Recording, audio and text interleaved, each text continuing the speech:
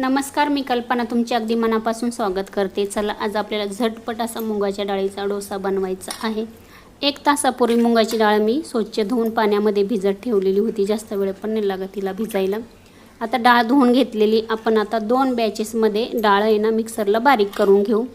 आता इथे बघा, डाळ बारीक करताना ना आपल्याला याच्यामध्ये पहिल्या बॅचेसमध्ये हिरवी मिरची, थोडासा लसूण, आल्याचा तुकडा आणि जिरं पण घालायचे। त्याच्यामध्येच आपल्याला थोडं पाणी घालून छान बॅटर करून घ्यायचे। तयार झालेले बघा आपण एक भांड्यामध्ये ओतून घेऊ।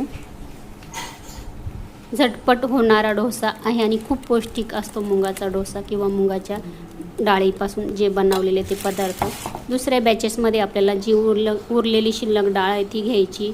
त्याच्यामध्ये 2 चमचे तांदळाचं पीठ घालायचं। आता तांदळाचं पीठ नसेल तर तुम्ही त्याच्यामध्ये 2 चमचे रवा घातला तरी चालेल। 1 चमचा बेसन पीठ घालायचं आहे। त्याने खूप छान असा खमंगपणा पण येतो आणि डोसा छान कुरकुरीत होतो, चवीला अप्रतिम लागतो। आता याच्यात थोडंसं पाणी घालून आपण बॅटर छान असं बारीक करून घेऊ।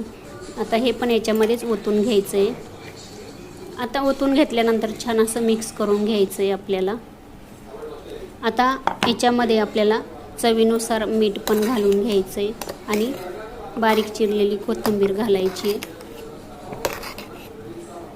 आता इथे बघा छान मिक्स झालेलं आहे। कोथिंबीर आणि मीठ पण इथे घालून घेतलेलं आहे। आपण आता लगेच गॅसवरती तवा गरम करायचा।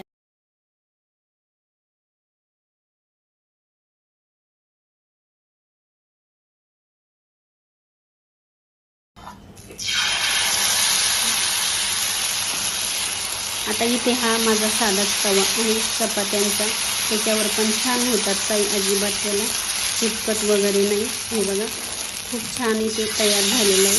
आता आपण आहे ना थोडासा 1-2 मिनिटं होऊ देऊ। गॅस आपल्याला एकदम कमी ठेवायचा आहे। याच पद्धतीने आपल्याला असे डोसे बनवून घ्यायचे। हे बघा चवीला खूप छान लागतात। आपण आता उलटा करून घेऊ।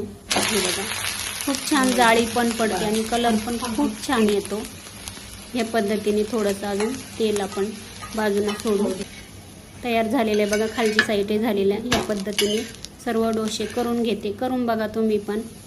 रेसिपी संपूर्ण बघितल्याबद्दल तुमचे खरंच मनापासून खूप खूप खूप धन्यवाद। चला भेटूया नवीन एका रेसिपीमध्ये।